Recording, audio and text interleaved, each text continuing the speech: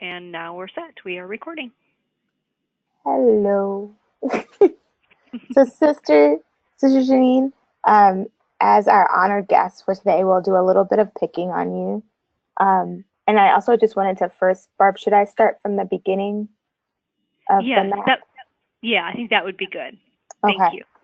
So in 2012, the my supervisor, Katie Mears, who runs the U.S. disaster program here at Episcopal Relief and Development, um, wanted to know where different churches had resources that could be leveraged after disaster. So, for example, where are all the food pantries in the Episcopal Church? And when she inquired, nobody knew the answer to that question. They couldn't tell you where every ministry was in the entire church. And Mark Stevenson, who works for the Episcopal Church and worked on poverty issues, now runs Migration Ministries, wondered the same thing. He wanted to know about what work the church was doing around poverty issues, what ministries were happening that were connected to alleviating poverty and answering the call for justice. And both of them imagined at the same time, what if we utilize this concept that we called asset-based community development, where we ask the community to look at who they are and what they have and celebrate those gifts that they have. What if we had a website where anyone could add information and talk about how they're living out Christ in the world? And then we wouldn't have to be in a cycle of sending out surveys every 2 days to ask people similar questions. But people could just update their profile page, kind of like Facebook, kind of like a Wikipedia. And then one would know where all the food pantries are, where all the schools are, where are all the Episcopal things, schools, communities, ministries of the Episcopal Church. And so was born the Episcopal Asset Map. That was in 2012. And in 2015, I was brought on as the Asset Map coordinator to kind of take what was a small pilot project and make it into a full-blown project. People were really excited about the opportunity of possibly knowing where things are in the church and not having to always wait for a parochial report, or always wait till it got through every 3 years at General Convention to figure out what was happening in the church. That one could search and tell their own story, regardless of who they were and where they were in the church, and what if they had a collar or if they did not have a collar. That all of us are called to speak out loud in this land of evangelism. We're being asked to express our faith in action, and to tell the story of our church. And I think this platform for me is a perfect expression of that. That it allows anyone to say how they are living out Christ in their community, and it doesn't require a login, and it doesn't require you to do anything special except know what you are already doing in your community. I'll pause if there's a question. Great. So how does this work? The focus of our time today will specifically be on how to update us a place on the map. So today's test case will be St. Paul. You guys got to help me out here. Stillwater. Stillwater. So we're going to do St. Paul and Stillwater. You have to put of the Stillwater. No, I don't. Oh, okay. I think. Let's see if it worked. Is that you? Yep, that's pretty close to where we are. Mm-hmm. So all I did was on that homepage, I typed in some words that matched the place, and came up with a location. You did. Mm-hmm. So I click the pin that is that location. I will then click the name of the church. And I'm like, oh, there's things happening at this church. I know that there are things happening at this church. So I click update this place. And all right, let's learn some things about this church. So sister, What's time of worship?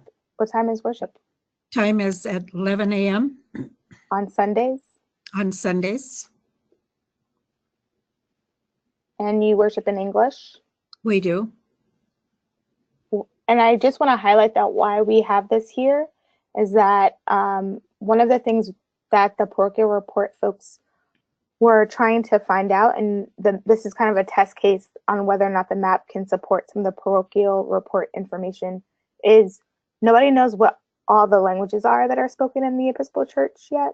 And so this allows us, having the language there and why it's a required field, you'll see anything that's required has a asterisk, a red asterisk. I see that.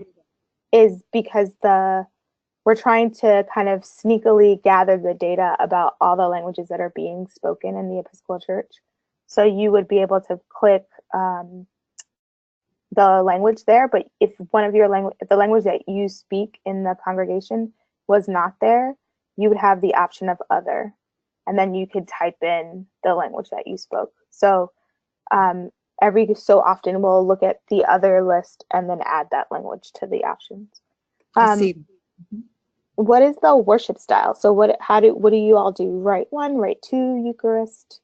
Let's see, on the first and third Sundays of every month, we have a supply minister. We are a church without a minister. Mm-hmm. And I don't like the word low church, but it's certainly not high church. It's very casual. So first and third Sunday, you have Eucharist. Right. And then you would have morning prayer on that is correct. The second, fourth, and fifth. I'm going to let you edit that as you see fit in the future. Right. Morning. We have morning prayer. Right. Great. I don't do anything else. Do not click this button unless I want to add another worship time. So what I suggest is worship times for people are like, if you had Sunday school, do you have a Sunday school? We do not no, we do not have a Sunday school.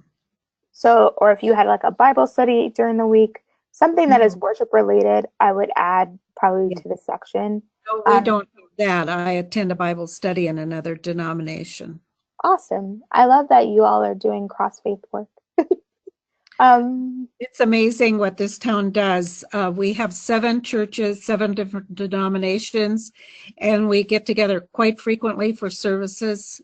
We just got through doing a crosswalk through town with all 7 churches, including the LDS.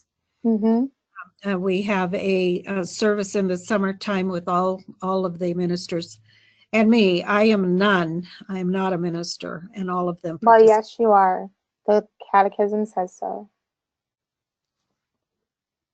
The Catechism says that we're all ministers of the church. So, hello? Hello? Oh, I thought I lost people. I was like, nope, we're here. Okay. Well, Sister Janine, it sounds like you have a beautiful description that you could write about the church and all the ecumenical work. So the description of it would go here.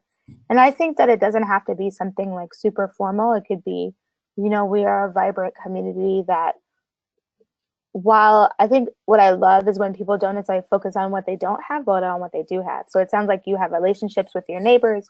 You're a town that does a lot together. And seems right. It's a very spiritual little church that gives a lot of money to the community. 10% of our plate right off the top goes into the community, back into the community. We make available room for the Alcoholics Anonymous to meet and the Al-Anon to meet every week. And I guess our focus is just doing as we should be, giving outreach. I'm going to say being the hands and feet of Christ in the world.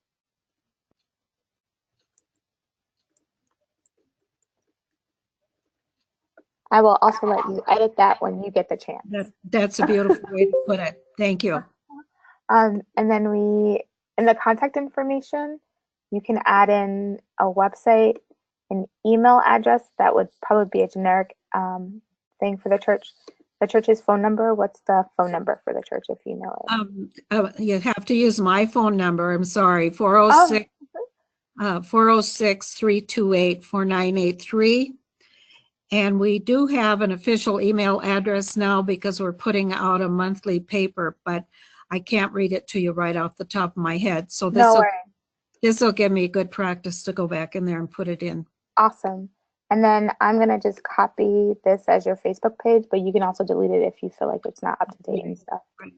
So you would just put that there. And then we go, notice that I'm not clicking anything yet. And then the next thing is affiliations and partners.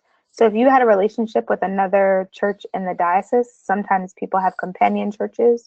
Or we do not now. Right now, we used to be in companion with Red Lodge, but that has changed now. Okay.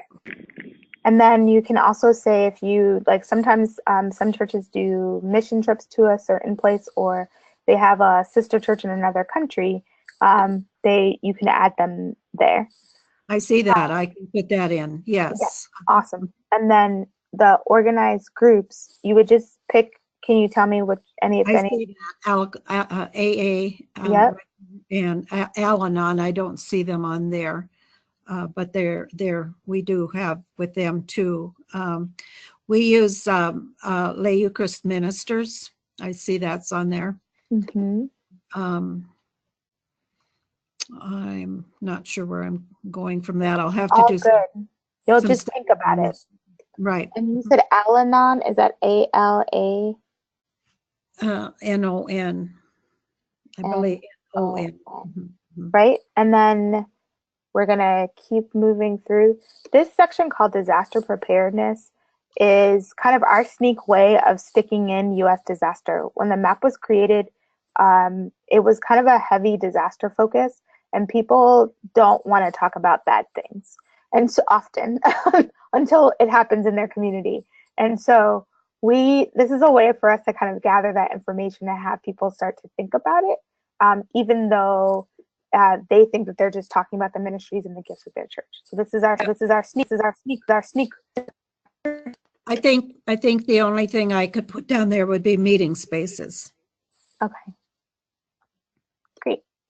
And then if there was anything else that wasn't on this list that you thought was an asset, then you could definitely add that property asset to it. Thank you. I'll look into that. Awesome. And this is my favorite section. It's the ministry section. All you have to do is click add ministry. All right. And what this will say, so pick one program or project that your church does if you want. One program that we want in there? Yeah. You want to say what Al-Anon is? No, because I don't belong and I don't know how to say what it is. Okay. Well, I do know what they do, but not well enough. I want to publish it. I think our most it's called Project Hope, and it's a ministry that provides clothing and food to people that need help. Okay. And what we do is we just give them money, and then they can stretch that money like nobody I've ever seen. So I think that's one of our major focuses, and the other one is Camp Marshall. Okay. So Project Hope is kind of like a donation distribution. It is. So what you'll see in this is it says ministry type. You have to put something, because that's how we're helping us to define, kind of help people when they're trying to find ministries. We'll look at how to search the map next. But okay. This is important, and you can add other things. Like we could call this economic development in some ways too, because it's a money distribution process. Right. So then you could add some more information about like how that works. And what is even more helpful is you can even add a contact person. So if somebody wanted to directly contact someone about that project, they would have their direct contact information. I'm going to remove that for now. I You could I do can see that. It'll take me a little bit of research, but I'll get that for you. Yep. And then once, let's say that's all we wanted to do for now, you can see that there are many, many things that you could spend a couple hours thinking about this, but that was just about 5 to 7 minutes. I do want to add one extra thing. I wanted to make sure we put a picture of your beautiful church. So you'll see that there's on the general information page, we'll scroll down to the image. I just downloaded an image and I clicked that image and added it to the place. And I'm going to hit save and submit. Right, that's our best picture right there. Awesome. In the save and submit, once you hit that, you'll see this pop-up box come up. Okay. And the goal here is to make sure that you're not a robot. So Okay. just put in your name, and this allows Barb Hagen, who is your diocesan map administrator, to know who put the information in. So she knows this is from me. So when she sees it, she'll approve it because she knows. So if I put the information in, I'd use my name and the St. Paul's email address probably? Correct. I can do that. Okay. And then you hit save and submit. Got it. And hopefully everything will go through. Yes. So Barb will now get an email that says, Barb, if you want to, while we continue doing a little bit more of a tour of the map, approve it, and we'll come back and see what it looks like. Hopefully Okay. it will have come through. But Barb will get an email saying, hey, somebody update their website. And then she will go ahead and look through it and just make sure that it is approved. And then that information goes live. And you'll note that I have not logged in at all. I literally just was on the home page and I searched for something and it came through. So basically, I just put in the site you've got here. Do I put Episcopal Asset Map? Is that what I do to get onto it? Yep. All right.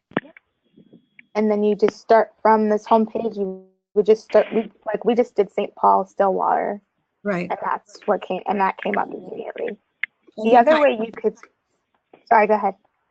I think I can handle most of that. Awesome. We do have a link to it also on our diocesan website. There's a link that says Episcopal Relief and Development Diocesan Information, and there's a whole bunch of things that we do in Montana, and then the asset map is also, that link is also there too. Oh, good. Thank you. And so the other way to get to Montana, so let's say we wanted to just learn about churches in Montana. I just clicked diocese, and it takes me to a list of all the dioceses of the Episcopal Church. This list looks confusing, so I'm just going to look for Montana because I want to know about Montana. And then the Diocese of Montana pops up. I clicked it, and I notice who my map administrator is. She's hanging out with Selfie the goat, Barb. You click see the map, and that would take you to a map of all the congregations and places in the Diocese of Montana. And I can look at that either by a map or I can look at it as a list. And it'll be in alphabetical order as a list. And then I could go through, Barbara, I'm hoping that there are some ministries on here because I don't know if we got to your churches yet, but because we've been manually moving the data from the old site to the new site. But usually this works. So I'm going to click, I want to know about any food pantries that exist in the Diocese of Montana. I know that there are more than 2, but we're, again, manually moving ministries, so it might take a little bit before we get all the data moved. I would click and say, oh, St. Patrick's, they have service at 10 and 11, and I like places that serve food, and I'm going to be in Montana near Flathead National Forest. So I want to check out St. Patrick's. And I could learn a little bit about their worship times. I could see their ministries and the great work they're doing around. They have a food bank, they have a community garden, they have a youth ministry. I might be someone with a family and is looking for something with youth. They seem to have a relationship with a place in Haiti. And I haven't even looked at their website yet, but I've learned really great things about them as a church and how they're doing things in the community. And let's say I wanted directions, I would click this and it will take me to a Google map that will then map me from New York City to Montana. Wow. So Only 38 hours. only 38-hour drive if I drive consistently. And but just so that you know that if I was in the neighborhood, I would be able to see how to get to the church as well. May And then I it ask- also, May I ask a question? yeah, please. I noticed as you were scrolling down, it told who the contact person is. So I'm really asking this of Barbara. Is it all right if I put my name in there even though I'm not a priest? Yes. Oh, yes. The contact person, you can have as many contact people as possible as you desire as a church. I Yeah. saw one church that put in their rector, but they also put in their parish admin because that's probably the person that's going to answer the phone Okay. most often when contacting the church. And some churches don't have a priest rector, like a formal rector in charge. They have a warden, and often that's the other person. Somebody who would know about the day-to-day operations of the place should be the person that's the contact person. Okay. And Barb, would I make that my sister name or my legal name? It's whatever name you would want people to call you when they called you on the phone. Okay. So it's under contact information, I see and that. click add person. And you can even choose a photo of yourself from your website, from your computer. If you have a picture of yourself, want people to know what you look like, you put in your name, and then your position is, it's not mandatory to put a position, and it's not mandatory to put an email address, but you can put both. Okay. Thank you. I wanted to go back to Montana. I did get the update approved for St. Paul's too, if you want to look at Oh, that. awesome. Let's see if it popped up, because sometimes it takes a minute before it goes through the system, so I may not be able to see it. Let's see. I just typed in Paul, so if I knew the geography, it did pop up already. So it hasn't come up on the page, but you'll see the server takes a little bit of time to charge itself up, but you'll see that it popped up in the preview. I see it. And Amazing. then this takes us to our Facebook page, and you can see that I'm gonna have to figure out. I apparently did not copy and paste correctly, but you'll see that took us not that long to do, Right. and it wasn't that super hard, you know. And then if somebody searches, if I just go back to the home page and I'm searching for St. Paul, if I'm looking for Stillwater, is it one word, Stillwater? Yes. I even just searched Stillwater, Montana, and it popped up. Wow.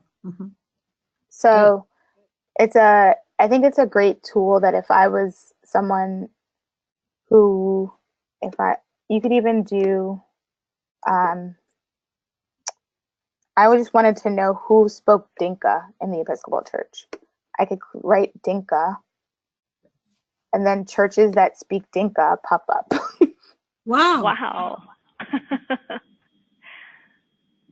And so I know that this is not a complete list. What's super important to remember is that the goal of this is that it's a grassroots populated website, which means that if folks don't populate it, then the information doesn't get here. So there's probably more than 4 churches in the Episcopal Church that speak Dinka, but even it's impressive to know that there are 4 churches that speak Dinka. Or Yeah. I think there's a couple Hmong places as well. So I know that there are Hmong places that don't, that worship, but they're not there because the story hasn't been told yet. And so what I love for us to think about is, what are the stories that are not being told because we forget to ask people? And this is a great way for us to invite everyone to tell the story of the church, not just somebody with a collar, not just some ordained person, but literally is everyone's ability and responsibility to share the ways that they're doing things in their community and to speak out and to say that they are represented and they are heard and they are here. And so that's the goal of the map. I just looked up, I don't know what ministry I just looked up, but advocacy. So if I just wanted, I just find it fun to just kind of click around and see like what's happening in Chattahoochee Valley and Episcopal Ministries. Like, you know what I mean? Like, I don't know what that is, but I want to learn more about that. Do you know what I mean? And now I'm down a rabbit hole, right? Yeah, it's easy to do, isn't it? Right? Like, if there's a way in which we can talk about the Episcopal Church as this place that is dying or blah, blah, blah, blah, blah, blah, blah, blah, blah.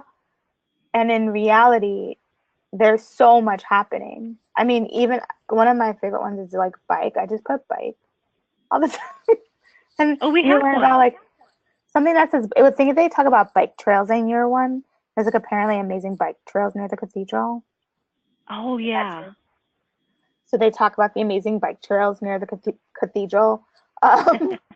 And so there's this way in which, like, I don't know, I just rode a bike and now I'm learning about all these places that are talking about bikes in the Episcopal Church.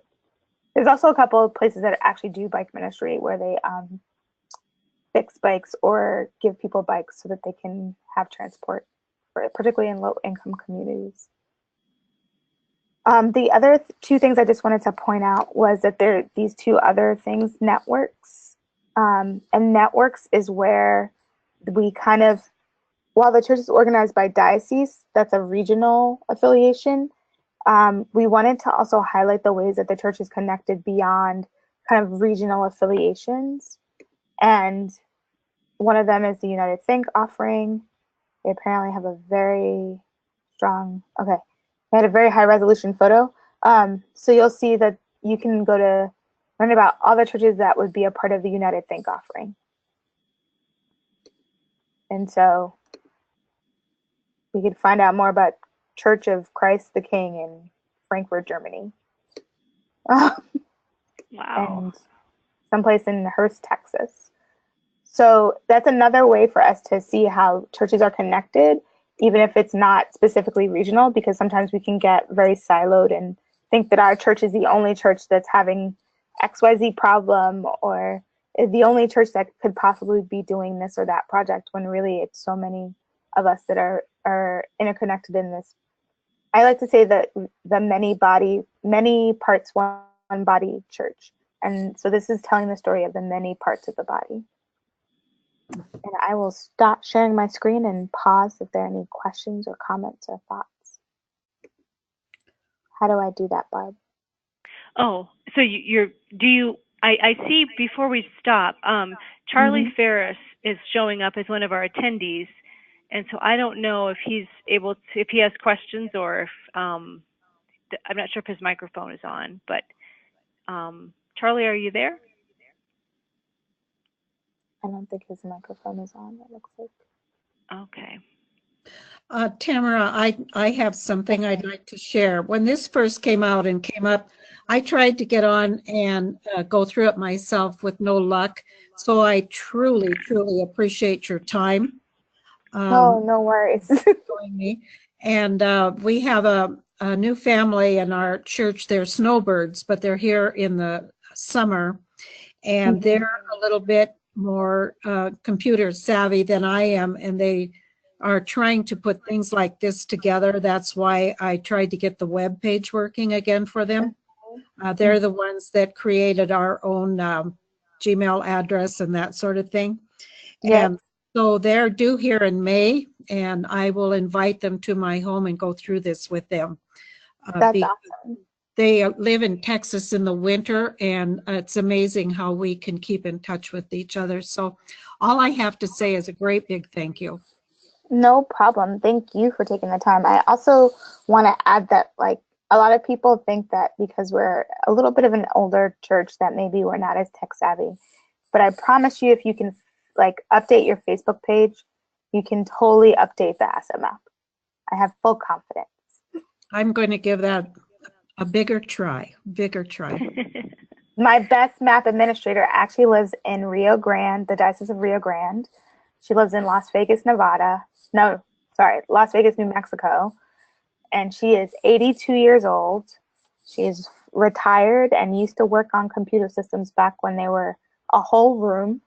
And is now does some of the best work on the map. So I feel like Actually, I'm 83, so I'm up there with her. There you go. Lynn Hooper can do it, so can you. That's my Right, testimony. I thank you too for your time, sister. It was great to learn about another. I just love learning about churches throughout the Episcopal Church. It brings me such joy. I really enjoyed that too. Thank you very much for being for taking your time to teach us, and Janine for sharing. It's always fun to learn what's happening in the churches, in our own churches and across the country. So thank you. Anything else from your end, Barb, or any other thoughts or questions that you think people might need to know about? I can't think of anything at the moment. So I will also say that this is a brand new house, and sometimes houses look really beautiful when you just build them, but like you forgot to put a stud in somewhere and somehow the house falls down.